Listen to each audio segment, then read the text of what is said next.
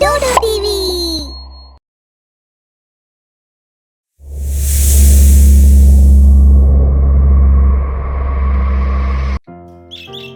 நவரத்தன்பூர் எப்பவுமே சந்தோஷமா இருக்கக்கூடிய ஒரு கிராமம். கிராமம் எப்பவுமே விழா கோலமா இருக்கும். ஆனா இந்த கிராமத்துக்கு யார் கண்ணு பட்டுச்சோ தெரியல. ஒரு நாள் ராத்திரி அரியந்த் அவங்க அம்மா கிட்ட சொல்றான், அம்மா, எனக்கு அடிக்கடி பயங்கரமான கனவுலாம் வருது. ராத்திரி பயமா இருக்குமா? மகனே, நீ பயப்படுறியா? நீ யாரோட புள்ளன்னு உனக்கு தெரியுமா? சுபேதார் அஜய் சிங்கோட பையன். உன் அப்பாவோட பேரு சொன்னாலே எல்லாரும் பயப்படுவாங்க. போ, நீ பயப்படாம தூங்கு. அரியந்த் அவனோட ரூமுக்கு தூங்க போறான்.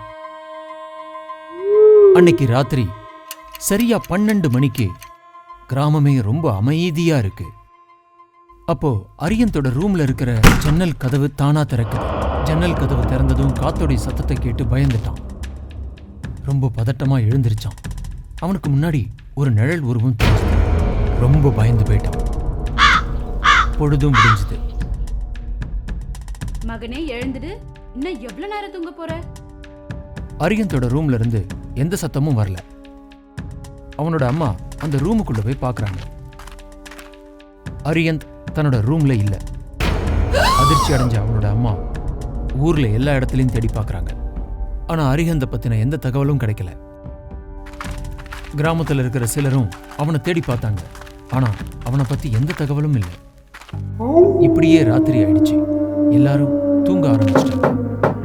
அப்ப அரியந்தோட நண்பன் சாகத்தோட வீட்டு கதவை யாரோ வேகமா தட்டுறாங்க. இந்த ராத்திரி நேரத்துல யாரு வந்திருக்கிறது?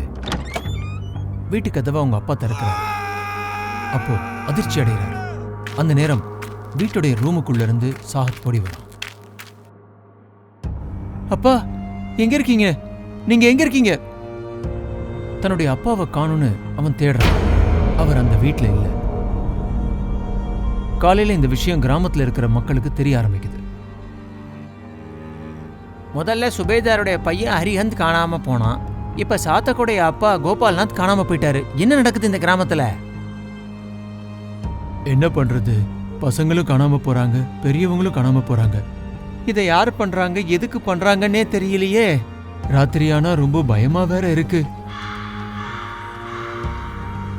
ராத்திரி நேரம் வந்துருச்சு. அரியந்துடைய அம்மா சுபைதருடைய போட்டோக்கு முன்னாடி நின்னு பையன் நினைச்சு பாக்குறாங்க. நீங்க என்ன விட்டு போயிட்டீங்க. இப்ப அரியந்த் எங்க போனானே தெரியல. என்ன பண்றதுன்னு எனக்கு ஒன்னும் புரியல. யாருக்காக நான் வாழணும்? அந்த நேரம் வெளியே ஒரு பொண்ணுடைய சத்தம் கேட்டது.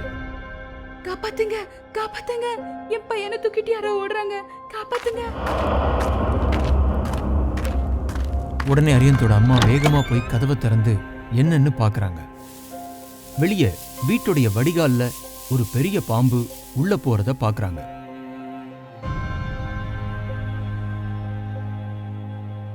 கிராமத்துல இருக்கிற சிலர் அந்த இடத்துல கூடுறாங்க. அப்போ ஒரு பெண் விஷயத்த சொல்ல ஆரம்பிக்கிறாங்க.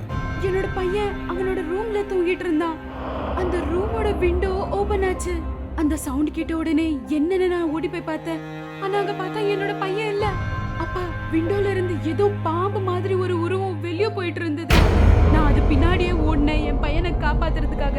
ஆனா இந்த ராத்திரியில இருக்கிற இருட்டுனால அது எங்க போச்சுன்னு தெரியல. ஆமா, நானும் பார்த்திருக்கேன்.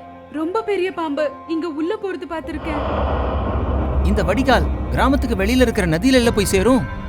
நாம உடனே அந்த இடத்துல போய் பார்த்தாகணும். எதுவா இருந்தாலும் இந்த ஊரை விட்டு வெளியே போறதுக்குள்ள நாம எப்படியும் அதை பிடிச்சிடலாம். என்ன நடக்குதுன்னு தெரிஞ்சுக்கலாம்.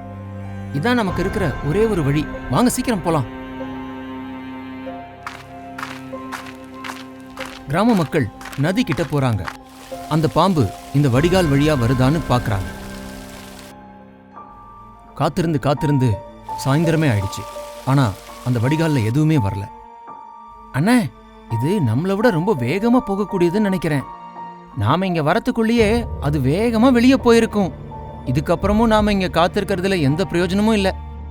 வாங்க வீட்டுக்கு போய் வேற ஏதாவது யோசிச்சு பார்க்கலாம். நீங்க வீட்டுக்கு போங்க அண்ணா. என்னோட பையன் நிக்கிலுக்காக நான் இங்கே வெயிட் பண்றேன்.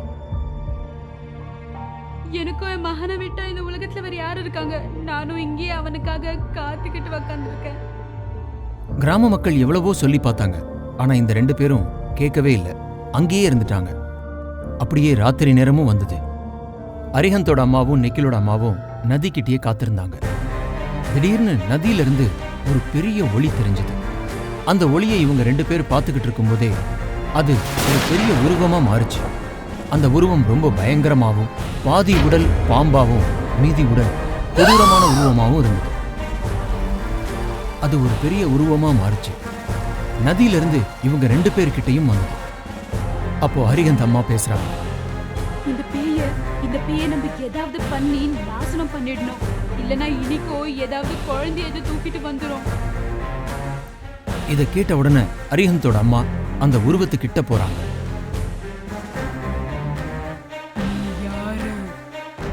என் வழியிலிருந்து தூரம் போ, இல்லனா ரொம்ப கோரமா சாக போற. என்னோட பையன் எங்க இருக்கான்? நீ யாரு? நீ எதுக்காக இதெல்லாம் பண்ணிட்டு இருக்க? ஏய் கேளு, உன் கூட நின்று அரட்டை அடிக்கிறதுக்கு எனக்கு நேரம் இல்லடே. பேசிக்கிட்டே இருக்கும்போதே அரிஹந்தோட அம்மாவை அந்த பாம்பு வேகமா அடிக்குது. அவங்க கீழே விழறாங்க. அப்படியே மயக்கமாகறாங்க. நிக்கிலோட அம்மா அந்த உருவத்து மேல கல்லெடுத்து எறிகிறாங்க. அந்த கொடூர உருவத்துக்கு கோபம் வருது. உடனே தன்னோட வாயிலிருந்து நெருப்ப அரிஹந்தோட அம்மா மேல கக்கி அவங்க உடம்புல தீ பிடிக்க வைக்குது. இவங்க கத்துற சத்தத்தை கேட்டு கிராம மக்கள் அங்க வராங்க. அவங்க உடம்புல இருக்கிற தீ காயங்களை பார்த்து கிராம மக்கள் அதிர்ச்சி அடைகிறாங்க. நிக்கிலோட அம்மா மயங்கி கீழே விழறாங்க. அரிஹந்தோட அம்மாவுக்கு நினைவு திரும்புது. கிராம மக்களை பார்த்து பேசுறாங்க. அந்த பாம்பு மாதிரி இருக்கிற பேய் ஊருக்குள்ள போயிருக்கு. நம்ம ஏதாவது பண்ணி ஆகணும். இல்லனா அது இன்னைக்கு கூட ஏதாவது குழந்தைய தூக்கிட்டு வந்துரும். நாம என்ன பண்ண முடியும்? நிக்கிலோட அம்மாவை பார்த்தல்ல, அந்த மாதிரி நமக்கும் ஆச்சுன்னா என்ன பண்றது? நம்மளை யார் காப்பாத்துவாங்க? நாம எப்படியாவது இந்த கிராமத்தை விட்டு தப்பிச்சு ஓடுறதை தவிர வேற வழியே இல்ல. இல்ல, என்கிட்ட ஒரு வழி இருக்கு. நம்ம ஊர்ல இருக்கிற பாபாவை பார்த்து பேசணும்னா அவர் இதுக்கு ஏதாவது சொல்லுவாரு.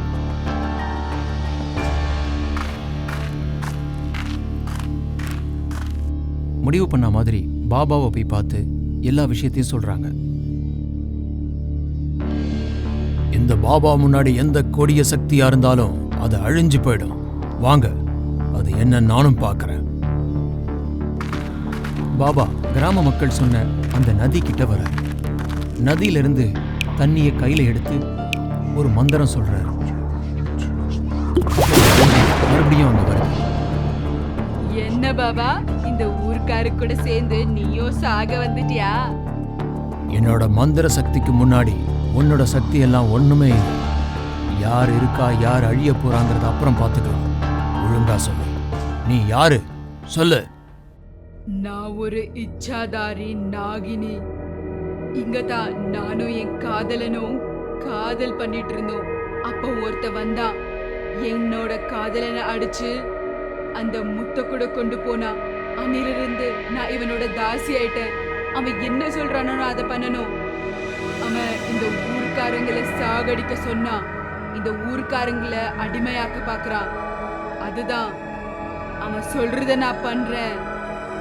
ஒவ்வொருத்தரையும் கொண்டு போய் சாகடிக்க போறேன். அந்த உருவம் அழ ஆரம்பிக்குது. உனக்கு நிச்சயமா நியாயம் கிடைக்கும். பாபா ஒரு மந்திரத்தை சொல்ல அந்த உருவம் சாதுவா உருமாறு. எனக்கு இப்படி ஒரு நிலைமையை ஏற்படுத்தினவங்களை நான் அழிக்காம விட போறதில்லை. என்னோட மந்திர சக்திக்கு முன்னாடி உன்னோட சக்தி பலிக்காது. பார்த்துடலாம். அப்படியா?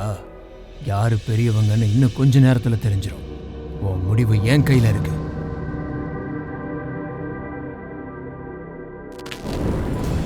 அந்த சாது கையில ஒரு நெருப்பை உருவாக்கி பாபா மேல பாபா தன் கையில இருக்கிற தடி மூலமா அதை தடுக்கிறார்.